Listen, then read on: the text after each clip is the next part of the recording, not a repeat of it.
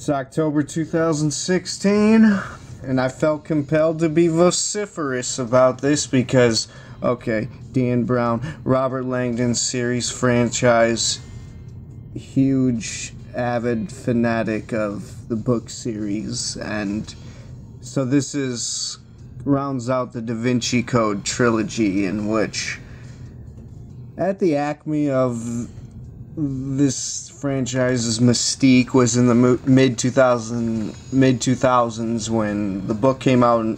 Da Vinci Code came out in 2003, and it made a proverbial impact on pop culture. The movie got made in 2006. Tom Hanks, Ron Howard. Everyone really reviled the film, even though they made it on a budget of $125 and it made like $768 million. It was so controversial, really, and almost forbidden and sacrilegious in a sense that it just got so much attention and it was huge. Everyone knows of the Da Vinci Code. And then the prequel book, because the Da Vinci Code was actually the sequel to Angels and Demons. They're all standalone books. Separate stories, separate cast of characters. It just centers around the Harvard symbologist played by Tom Hanks. And so the whole gang got back together for this one 10 years after that. And so Ron Howard, the director, I love what he did with the first two films. Dan Brown gives his blessing. He produces. He helps as much as he can, in a way. Hans Zimmer back to do the music, brilliant as always, but in this one is much different from previous soundtracks. It didn't really capture the same lore and ambiance of what you see in this franchise. There was no special alterations to the opening of the Columbia logo like in other ones, so it doesn't really set the mood there. This one had a $75 million budget. You may detect like the disparagement that's coming in this, because I was definitely upset as a fan and really annoyed because this is reprehensible. It was disgraceful, it was shameful, it's deserving of all my criticism that I'm about to give it, because it was not up to the standards to the previous two films or the franchise's book. And here we go why. 2-hour runtime. And Dan Brown, what I really love about this, he really spurred reading the Da Vinci Code. It was an accident. I went to the movie theaters, it was a Tuesday, June 6, 2006, to see the Omen remake. Would you believe it? A horror movie sold out on a Tuesday. That's because that was the 0606 once in a lifetime kind of date where they released that. So I was forced to see the Da Vinci Code, and I was just blown away by it. I was like, unbelievable. And it really sparked my interest for paganism, ancient mythology, Christian, Vatican Church, all that sort of dogma. And just a great franchise. There's so many factoids and historical anecdotes that meet present-day occurrences in all these books that you could just read them over and over again. Read the Da Vinci Code 3 times. Read Angels and Demons, about to finish it for the second time. In the last, like, 60 pages of it. The Lost Symbol, which was the third book. It didn't even come out until 2009 when he finished this. This is a guy, he's one of the highest paid writers out there, and he only has about 7 or 8 books, if I'm not mistaken, to his credit, officially authorized in publication.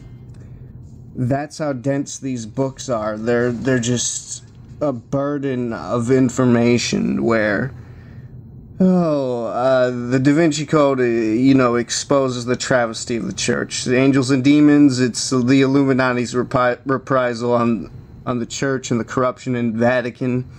And the Lost Symbol was set in Washington, D.C. This is what all the fans, including myself, craved for the next film.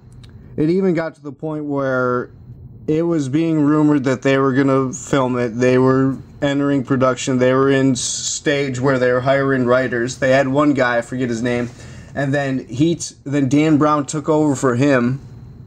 And we were hearing all these rumors like it's going to happen and everything. Here goes all the book covers and everything. And it never came to fruition. So we're waiting here as fans. Then Inferno, the book, gets released in 2013. And then they're like, we're going to make Inferno.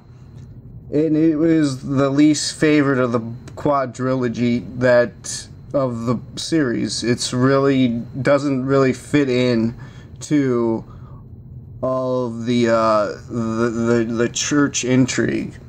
And let's get into this now. Dante, the central theme of this is, if you do not, everyone has heard of Dante. This divine comedy, the divine comedy of his Inferno, where he was an Italian poet back in the 1300s, where he was a political figure. He opposed the Vatican for their interference in Italy's politics, and he was exiled, and he was well learned in so much literature, from Roman and Greek tragedies to medieval sermons and all other sorts of contemporary poetry pertaining to his juncture, as well as an array of religious information. So he wrote the depiction of hell that a lot of people have purloined from. Well, he purloined from all the other poets of his era in the past to generalize hell in one fantastical epic poem. Now, I'm more of a John Milton guy. I don't know if I've said this before and everything, but him and his depiction of the war in heaven is my go-to. Now, Dante Alighieri was a guy who his first language was Latin and then a form of ancient Italian vernacular. So what we read in the Divine Comedy is an interpretation of translation to English. Anyway, on to the story.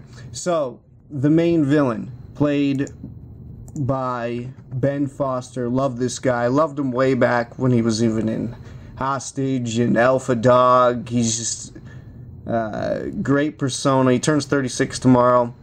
Love the guy. Glad to see how his career has progressed. I mean, he's a biogeneticist where he ends up being, this isn't much of a spoiler here, but I am going to go over heavy spoilers because this is obviously for fans of the book franchise and everything. He is obsessed with solving the world's problem of overpopulation. So he's a genius in the form of bioengineering.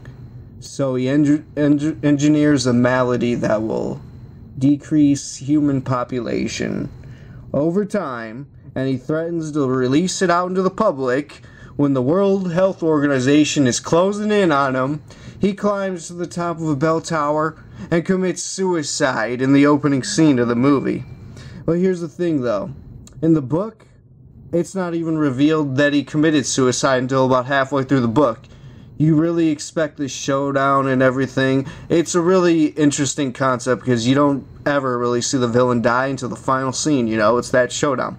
But since his legacy was carried out by followers, and since he already did his years and years of engineering this virus, it works out in that way. But it's still, you don't get the fulfillment of that confrontation of Zobrist being alive and him enacting on his threat and everything, even though it's active. But you just don't get that. I just didn't like that at all. Interesting concept, but he doesn't really pull it off. Now, Tom Hanks, love him as Robert Lagndon and everything. This one, I'm just going to flat out say, he's just old in this. He's enfeebled by this brain injury from the start. So it's Robert Lagndon. What I really love about this character is his eidetic memory, his photographic memory, his advanced skill to solve these anagrams and puzzles. So you take that away, it really inhibits and slows down the whole story, and this is a thriller. So the first 20 minutes are not compelling, they're not thrilling, they're not progressive, they're not progressing in any sort of suspenseful way at all, because he's just kind of trudging through this delirium, and we're sitting there as an audience. Everyone else is bored. Everyone who has no interest in any sort of history, in fact, like, they're bored. They're leaving the theater to go see Jack Reacher or some shit if they're not already there. And I'm sitting here, I'm like shamed, as like I'm like hyping it up, like, yo, everyone go see Inferno. I know the story kind of sucks, but I didn't think that it would suck this much, because Ron Howard totally flips up his style, and it just didn't even feel like a Robert Lagndon thriller for the most part. And Hans Zimmer, I don't know what he was doing. It was like an electrical alteration of the theme, and you don't even get that hardcore Da Vinci theme in there. Tom Hanks was completely out of it. He can't. This is the end of the line for the franchise. I mean, Inferno really did cast the franchise into hell with this one. It was so bad. No one's really going to want to see this shit. The studio had no confidence in it, so they only gave him a $75 million budget. A lot less marketing. They were even afraid to even release the film. It's going to make a lot of money and everything, but it's going to have to go dormant and wait for years. Then wait, it's going to have to go through an utter transformation, and the metamorphosis is going to have to have a new beginning with a new star in it. And oh man, and there's so many differences from the book. It has a lot of the same flow, and actually what I've envisioned with it and everything, like, it follows all that same path. But then they start to change little things here and there. They don't put as much history into it as you would like them to. The provost played by Irfan Khan, or however you announce his name. He was more fastidious and sophisticated and dignified and reserved and solemn in the book. That's what I liked about his character. You know, he had the graveness of an ancient clergyman, and I don't even remember him having humor. He's cracking jokes left and right, and then he's turned him into like an assassin. He's like killing guys left and right. I'm like, where did this come from? Everyone loved it in the theater. Then a lot of people are saying in the reviews that that's what they loved the most. Go figure that one. I don't know, because he's the one who runs the organization that helps aide Bertrand Zobrist in releasing his video and triggering his bioweapon. Anyway, so he played and Zobrist is like a billionaire too, because obviously he's really rich from inventing all these different in the pathology field and whatnot. So Lagndon, brain injury. It enfeebles his power and his eidetic memory. It's like watching Jurassic Park without dinosaurs. It's really bad. It's like, it's like the Mighty Ducks without Goldberg in net. It just doesn't even feel the same, because you just want it to start and everything. That's what I'm coming here. That's what I came here for. And they even force a love interest on him. And it's not the lead, Sienna Brooks, because that would be entirely incredible and unfathomable in every sort of way. So it's actually the head of the World Health Organization, Elizabeth Siskey. They're like, hey, we kind of had a little thing. It just doesn't do anything for Robert Lagndon. He's really known for, everyone loves to diss how he never gets laid. He never gets the girl. He's the ultimate bachelor. He's more suave in the books and everything, but in the franchise and everything, since Tom Hanks is so old nowadays and it's hard to get him a real love interest in these movies, they kind of contrive this one between him and Elizabeth, and it's just utterly pathetic in so many ways. His game is just so bad, and like, oh, well, what do you think about us two, me and you? And she's the head of the World Health Organization. Why would he even be interested in a woman like that? Yeah, she's fine for her age. She still possesses the youthful glow that a lot of women wish to attain with expensive moisturizers, but still, I mean, you don't expect Lagndon to be one for lust, especially in the superficial aesthetic sense. I mean, you think he would go for more of a scholarly woman. Anyway, Felicity Jones, she's, I really don't like her in a lot of other things, but she's smoking hot in this. She's no Sophie Nauvoo. There never will be another Sophie Nauvoo, let's basically face it, but she's more than desirable in this, and let's say, she, oh man, they really change a lot of her motivations in this, and she has like a cult-like devotion, and everyone knows that she's the lover of Bertrand Zobrist and whatnot, and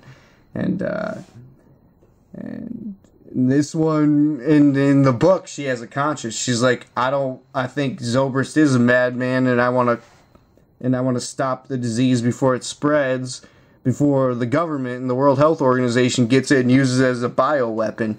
She has actual reasoning and sound reasoning. In this one, she's just like, no, I'm with him, and I really want to release the disease, so here, I'm going to jump into the sewers and poke a hole in it. It's utter chaos towards the end here. Let's go to it. I mean, they end up, in the book, the pathogen gets released, and what it is it sterilizes the population where a third of mankind cannot reproduce. So that'll ebb the mushrooming of the population. Makes a lot of sense. You're like, alright, kind of a win-win situation here.